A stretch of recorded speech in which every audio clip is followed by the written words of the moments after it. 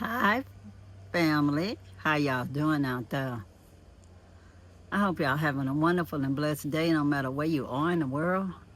I'm in my backyard garden in Galveston, Texas, USA, thinking about you guys, working on getting that good old sunshine on my body, y'all. It feels so good out here. The only thing that's not so pleasant is when people use those blower machines. I can't understand the thing. You cut it and then you turn around and blow it around. You could just sweep it up and put it in a compost pile. But anyways, so much for that. I don't believe this camera's video is gonna pick up all that. So anyway, y'all,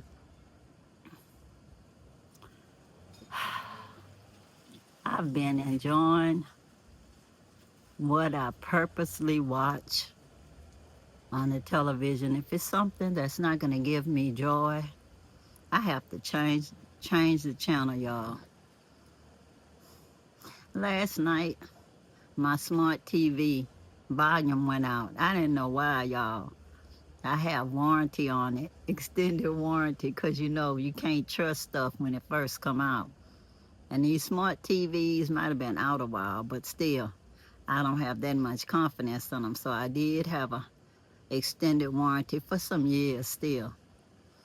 But y'all, I went and got a video, of course, a YouTube video, and the first thing they told me to do was what? Unplug it from the wall for about 60 seconds and plug it back in because it kind of works like a computer.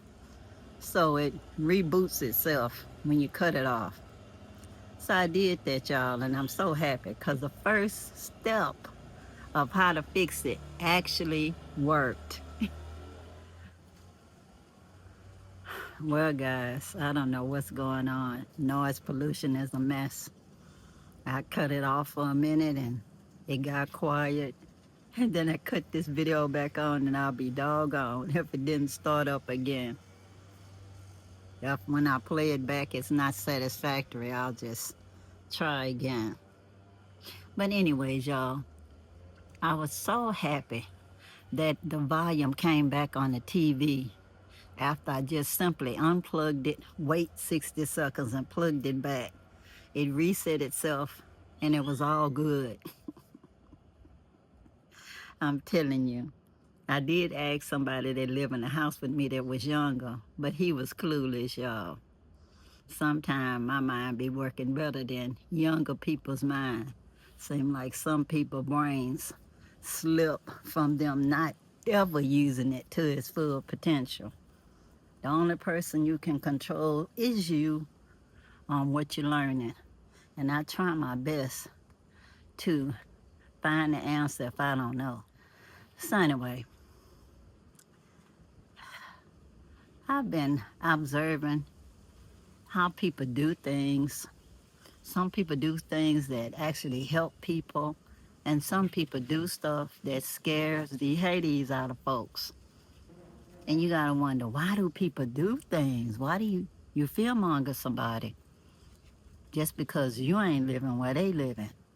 That you fearmonger them, give them a problem, so you can be the answer to their problem by giving them some kind of consultation for a cost or relocation services for a cost.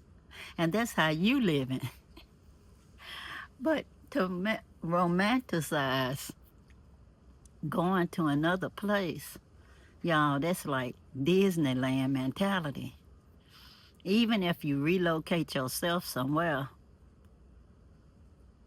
where you don't know the language, you don't know the culture, you may be doing something that is not safe. Some places you do something that you think of as okay, and they may think that you're a witch or some other kind of person that's not nice. You know, it could get to be quite dangerous just going to places not knowing the culture, even the way you dress. Because I saw somebody last week traveled abroad, and they was wearing camouflage pants. Well, they don't even watch the videos because you could see that in some places they will physically beat you for wearing the same camouflage. Nobody but the military is allowed to wear that. So, I mean, you could actually get hurt just from not knowing what to do. So, you need to know the dress code to keep you safe when you travel. And as my aunt, well, really cousin, but she was old enough to be my aunt, my mother's cousin, she used to say, you go together, you come back together, meaning safety in numbers. So if you're traveling abroad and you don't know anybody, that's not good, y'all. And you don't go somewhere where you can meet somebody safe, that's extra unwise. Operating on fear is not a good thing, y'all. That's false evidence appearing real. And for you to visualize negative things happening from where you came from, just imagine if you imagined where you came from to be Babylon or wherever, and it collapsed, that same ATM money that you depended on, whether it be your Social Security or disability, whatever, if the system would collapse, so would that money. And if you move to a country that's not set up where you can get citizenship rather quickly, even if they do have some sort of social services for their people, it's not going to be for somebody that got there on a tourist visa or on a retirement visa or on a digital nomad visa. Imagine, even if the system collapsed, where would you get your money from? Unless you're independently wealthy. So me, I don't borrow trouble, as my grandmother Cora Sam would say. I'm not visualizing anywhere collapsing. When I travel, I want to be able to use the ATM for the money I got in my account here, and I want the system to stay healthy so my account stays active. If the system collapses, the money in the bank is no money because the bank wouldn't be there anymore.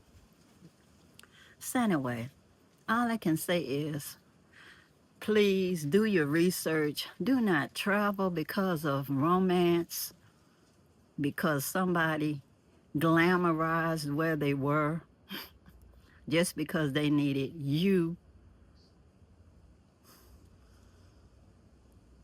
to use them, use their services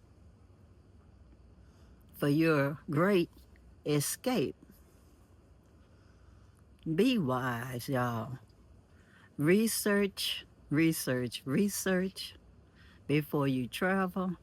Anywhere you go, if you cannot afford to just go and visit first, please don't just go, because you can do stuff in haste and in leisure suffer. Sometimes you think where you are is bad till you go somewhere and the money runs out and find out it's no social net and it's going to be worse. The person that convinced you to leave is not going to let you stay at their house. They're going to hear you. They're going to say, I'm praying for you. But y'all, they're not going to take you in their house.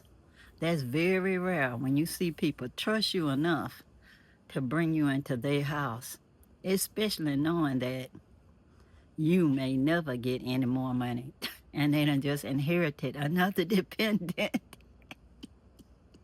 Because even if you grow what you eat, it's going to take a while for the food to grow, for you to contribute back to that household.